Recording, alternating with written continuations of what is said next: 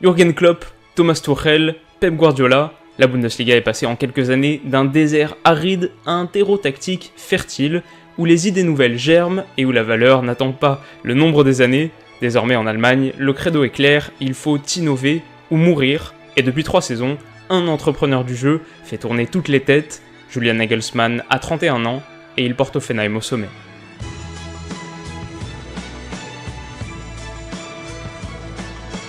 Yo les amis, j'espère que vous allez tous très bien et je suis super content de vous retrouver pour un nouvel épisode des équipes à suivre en ce début de saison.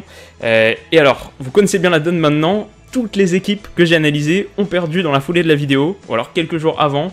Et le pire, c'est que je pense pas que la malédiction va s'arrêter parce que Hoffenheim lance ce soir sa saison contre le Bayern, et ouais, rien que ça, et joue dans 3 semaines contre Dortmund aussi. Donc voilà, tout ça pour dire qu'il va falloir que vous suspendiez provisoirement votre jugement, mais promis, Hoffenheim c'est une équipe très intéressante à suivre, et je vais vous expliquer pourquoi tout de suite. C'est parti. Village de 3000 habitants, Hoffenheim n'était pas vraiment prédestiné aux lumières de la Champions League. Mais grâce à l'appui financier de Dietmar Hopp, ancien joueur d'Hoffenheim et cofondateur de la célèbre entreprise informatique SAP, le club est promu 7 fois en une vingtaine d'années et atteint son objectif final en 2008, la Bundesliga. Vedad Ibišević, Dembaba, Roberto Firmino, Kevin Volland et Anthony Modeste, la décennie passée a vu plusieurs excellents buteurs garnir les rangs du TSG, mais depuis quelques années, sa star se trouve sur le banc de touche et n'est pas un remplaçant, c'est l'entraîneur, Julian Nagelsmann. On remonte brièvement le temps pour atterrir en février 2016, le mois du grand danger pour Hoffenheim. En Bundesliga, on ne compte que 18 équipes et les Bleus et Blancs sont 17e à 7 points du premier non relégable. C'est le moment que choisit Huub Stevens pour démissionner, citant des problèmes de santé. L'avenir du TSG s'obscurcit sérieusement, mais la fin de saison sera pourtant lumineuse. Le prodige Julian Nagelsmann prend les rênes de l'équipe première et à 28 ans devient le plus jeune entraîneur de l'histoire de la Bundesliga. Hoffenheim remporte 7 de ses dernières 14 rencontres et sauve sa peau in extremis. La belle histoire ne fait pourtant que commencer. La saison suivante, Nagelsmann convertit l'essai et surprend tous les observateurs en hissant le TSG à la 4ème place, le meilleur classement de son histoire. Et puis en 2017-2018, et malgré la perte du défenseur Niklas Süle, du milieu Sebastian Rudi et de l'attaquant Sandro Wagner, la colonne vertébrale d'Hoffenheim rejoint le Bayern Munich, et le club surpasse à nouveau tous les pronostics et termine 3ème de Bundesliga, décrochant par la même occasion un billet direct pour les phases de groupe de la Ligue des Champions. Alors c'est une success story qui ravit pas vraiment tout le monde en Allemagne. Hoffenheim est perçu comme un club relativement artificiel, dont la bonne fortune, on va dire, découle avant tout d'un propriétaire qui a un peu voulu jouer à Football Manager avec son club d'enfance. Les supporters du TSG sont aussi peu nombreux et surtout peu mobilisés. Je crois qu'ils font les pires chiffres en matière d'affluence à l'extérieur, donc en déplacement. Et puis voilà, globalement, il y a l'idée que Hoffenheim prend la place d'un autre club allemand en Bundesliga, prend la place d'un club qui serait potentiellement plus méritant et qui du coup est forcément relégué à l'étage inférieur. Et on peut comprendre ces doléances, on n'est pas obligé d'être d'accord, mais on peut les comprendre. Le football moderne n'a pas que du bon, mais avec Nagelsmann à sa tête, le TSG mise sur un autre atout séduction, c'est son jeu flamboyant. Assistant de Tuchel à Augsbourg et influencé, comme tous les tacticiens de sa génération, par le maître à penser Guardiola, le football prôné par Nagelsmann peut être décomposé en quelques préceptes. Un pressing haut et énergique d'abord, pour récupérer rapidement le ballon à la perte. Un jeu de position patient ensuite, qui cherche évidemment à exploiter les espaces entre les lignes, mais ne rechigne pas à calmer le tempo avec des passes horizontales. Et puis enfin, l'utilisation systématique du 3e homme, un principe de Guardiola dans lequel une passe vers l'avant est faite pour atteindre un 3e homme, plus reculé que le destinataire initial, mais faisant face au jeu. Alors cette saison encore, Hoffenheim va devoir composer avec la perte de quelques-uns de ses joyaux. Mark Hutt, meilleur buteur de l'exercice 2017-2018, et Serge Gnabry ont quitté le navire. Mais Nagelsmann pourra compter sur quelques hommes forts pour briller en Allemagne et en Europe. Au poste de gardien, Oliver Baumann est l'un des portiers les plus respectés du championnat et son jeu au pied est de très bonne facture.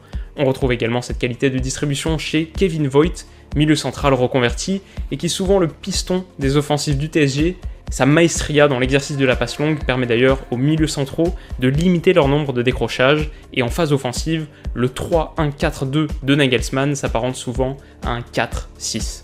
Kerem Demirbay est le catalyseur de l'entrejeu, et aux côtés de Nadiem Amiri, ils forment un duo de milieu offensif redoutable, mais la plus grande menace de ce 11 est sans aucun doute Andrej Kramaric, international croate, un poil éclipsé par Rebic cet été, mais qui concentrera une grande partie des espoirs d'Hoffenheim. Enfin, on retrouve sur le banc quelques éléments qui viendront sans aucun doute contester la hiérarchie. Le Suisse Steven Zuber aura un vrai rôle à jouer au milieu de terrain, et Ishak Belfodil, Vincenzo Grifo et Adam Salai sont des renforts offensifs intéressants. Mais si Nagelsmann est à l'évidence un des tacticiens les plus aiguisés de la Bundesliga, il a notoirement déclaré qu'à ses yeux, le métier d'entraîneur n'était que 30% de tactique pour 70% d'aptitude sociale, un équilibre qui reflète assez précisément sa propre expérience, puisque propulsé à la tête d'une équipe première à 28 ans, Nagelsmann a dû rapidement trouver le bon discours pour gagner la confiance de joueurs souvent plus âgés que lui, et peut-être prompt à douter de la légitimité d'un donneur d'ordre n'ayant pas disputé le moindre match en pro. C'est un peu le sens de l'histoire de notre football moderne, qui après avoir longtemps opposé les entraîneurs tacticiens aux coachs meneurs d'hommes, réconcilie désormais ces catégories pour faire place à une nouvelle génération de leaders. On aura l'occasion d'en voir un de très près cette saison. Voilà les amis, c'est la fin de cet épisode spécial Hoffenheim. J'espère que la vidéo vous a plu et que vous avez pu en apprendre un peu plus sur le club. Alors personnellement, je dois dire que c'est pas une équipe à laquelle je m'étais beaucoup intéressé avant de faire cette vidéo, mais par contre, je me souviens de leur première saison en Bundesliga, à l'époque d'Ibisevic et de Dembaba, justement, ils faisaient une très belle paire, et ils avaient terminé champions d'automne, ils étaient premiers à la mi-saison, et ça avait fait beaucoup de bruit pour leur première saison dans l'élite, après quelques promotions successives.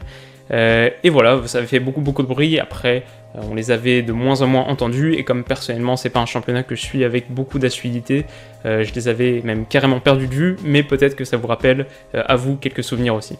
Ah oui, dernière petite info que j'ai pas eu l'opportunité de dire dans la vidéo, parce que j'ai mal construit la vidéo, mais c'est que Nagelsmann va rejoindre la saison prochaine Leipzig, donc en 2019-2020, il sera l'entraîneur de Leipzig. Alors personnellement je trouve ça un peu bizarre de le savoir un an avant, j'ai cru lire dans mes recherches que c'était quelque chose qui se faisait en Allemagne, dites-moi dans les commentaires si vous en savez un peu plus sur cette pratique, mais instinctivement je pense pas être très fan de la démarche, mais donc voilà, on verra. Et ensuite, deuxième chose, ouais, c'est que c'est un choix de carrière qui est quand même assez remarquable, au sens strict on va dire, digne d'être remarqué, parce que je disais tout à l'heure que Hoffenheim c'est un club qui n'a pas une cote de popularité exceptionnelle en Allemagne, mais alors Leipzig c'est juste 10 fois pire, le soutien de Red Bull passe pas du tout auprès des fans de foot allemands, c'est un club qui est assez largement détesté même.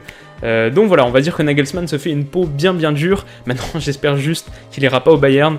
J'ai rien contre le Bayern, mais j'aimerais bien le voir dans un championnat étranger, ce serait quand même super cool. Bref, quoi qu'il en soit, on se retrouve très vite, vraisemblablement pour un nouvel épisode de l'œil de Willou, pour analyser un peu les matchs du week-end, parce qu'il y a des gros matchs ce week-end, notamment samedi, des matchs très intéressants. Mais donc voilà, je travaille aussi sur un 3e épisode du joueur du jour, avec un joueur argentin qui a bien marqué l'histoire de la Serie A. Est-ce que vous pouvez deviner qui c'est ? C'est peut-être pas le premier auquel on pense, mais bref, je travaille sur un 3e épisode de ça, et j'espère le publier le plus rapidement possible, peut-être demain, qui sait, on verra, peut-être pas non plus, on verra. Mais donc voilà, comme d'habitude, prenez soin de vous, passez un super week-end, une très bonne soirée, et je vous dis donc à bientôt, bisous.